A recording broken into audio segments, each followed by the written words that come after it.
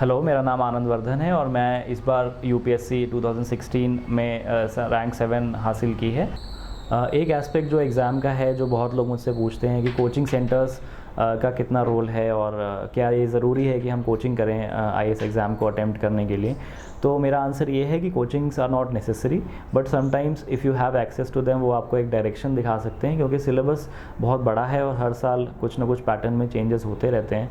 तो कोचिंग में जाने से आपको ये है कि एक जनरल सेंस ऑफ डायरेक्शन मिल जाता है। आप स्पून फीडिंग एक्सपेक्ट मत कीजिए, because UPSC is very unpredictable, और ऐसा नहीं है कि कोचिंग में जो पढ़ाया जाएगा वही पूछा जाएगा। इनफैक्ट वो कभी नहीं पूछा जाता है, लेकिन आपको एक जनरल डायरेक्शन मिल जाता है। आपको पता लग जाता है कि ये सोर्सेज हैं, इस तरह से ये पैटर्न है एग्ज़ाम का और इस तरह के क्वेश्चंस आ सकते हैं। तो मैंने पर्सनली विजन आईएएस में टेस्ट सीरीज़ लिखी है और पॉलिटिकल साइंस के लिए शुभ्रा रंजन मैम से गाइडेंस ली है। इसके अलावा मैंने अपने फाइनल ईयर में वीकेंड प्रोग्राम किया हुआ है जनरल स्टडीज़ के लिए राउज़ आईएएस में। बट जो भी चीज़ आपके लिए पॉसिबल है, जैसे मेरे लिए वीकेंड प्रोग्राम पॉसिबल था क्योंकि मैं कॉलेज में था, तो नॉर्मल क्लासेस भी होती थी मेरी, तो उसके अलावा मैंने वीकेंड प्रोग्राम ज्वाइन किया था। तो अगर आपको इस तरह का कोई प्रोग्राम मिल सकता है, कोई ऐसा एक्सेस है आपको, then it is well and good. But otherwise also अगर आप दिल्ली में नहीं हैं या ऐसे किसी बड़े शहर में नहीं हैं, तो ऑनलाइन ऐसे बहुत सारे रिसोर्सेज अब अवेलेबल हो चुके हैं जो फ्री हैं, ओपन सोर्स हैं, और जिनको रेफ़र करके आप अपनी तैयारी में हेल्प ले सकते हैं। फॉर एग्ज़ाम्पल mronal.org एक ऐसी साइट है जहाँ पे बहुत अच्छा content for geography and economics रहता है। इनसाइट्स ऑन इंडिया वेबसाइट पे आप आंसर राइटिंग प्रैक्टिस कर सकते हैं। कोई टेस्ट सीरीज़ अलग से आपको ज्वाइन करने की ज़रूरत नहीं है, और प्रीलिम्स के लिए भी ऑनलाइन टेस्ट सीरीज़ बिल्कुल अवेलेबल है, मेंस के लिए भी ऑनलाइन सीरीज़ अवेलेबल है। तो अगर आप यहाँ पे नहीं भी हैं फिज़िकली, तो आप ऑनलाइन इन सब टूल्स का हेल्प ले सकते हैं। मेरे ओपिनियन में अगर एक चीज़ ज़रूरी है वो है आंसर राइटिंग प्रैक्टिस।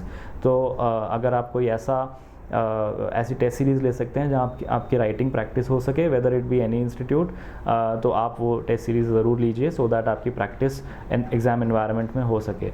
और इसके अलावा कोचिंग एब्सोल्युटली नेसेसरी नहीं है। चीज़ें बहुत बेसिक हैं, आपको एनसीईआरटी से स्टार्ट करना है और बेसिक बुक्स तक ही रहना है।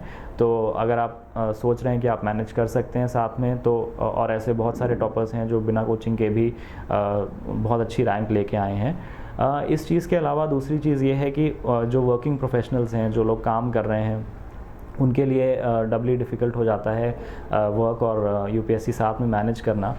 मैंने भी 2 साल काम किया है अपने ग्रेजुएशन के बाद, और अभी करंटली भी मैं एम्प्लॉयड हूँ। तो बेसिकली साथ में तैयारी का बस इतना ही मूल मंत्र है कि अगर आप अपने ऑफिस या जॉब में 8 से 10 घंटे बिता रहे हैं और घर आने के बाद आपके पास 2 से 3 घंटे हार्डली बचते हैं, सो प्लीज़ आप उन 2-3 घंटों का अच्छा यूज़ कीजिए। और यूजुअली दूसरी बात यह है कि ऑफिसेज़ में वीकेंड्स हमेशा मोस्टली ऑफ होते हैं। अगर वीकेंड्स नहीं भी हैं तो संडे तो डेफिनेटली ऑफ होता है, तो उस टाइम का यूज़ कीजिए। मैं पर्सनली जब काम कर रहा था तो वीकेंड्स का समय मुझे मिलता था, तो रादर दैन कहीं बाहर जाने या दोस्तों से मिलने, मैं उस टाइम को पढ़ाई के लिए यूज़ कर लेता था। और मुझे ऐसा लगता है कि ऑफिस से आने के बाद में जो 2-3 घंटे होते हैं, उसमें बस आप इतना सोचिए कि आपके पास वही 2-3 घंटे हैं, तो उनको बेस्ट यूज़ करना है। तो इवन विद दैट ऑफिस के साथ साथ भी अगेन आई वुड फोकस कि आप अपने हेल्थ का बहुत ध्यान रखिए, क्योंकि कभी कभी फटीग बॉडी इतनी झेल नहीं पाती है कि आप वापस आके फिर पढ़ाई भी कर सकें। तो अपने आप को बहुत फ्रेश रखिए, अपने आप को keep light food in your diet, और कुछ गेम्स और स्पोर्ट्स भी फॉलो कीजिए, जिससे आपका शरीर हमेशा एक्टिव रहे और आप मैक्सिमम एफिशिएंसी के साथ काम कर सकें।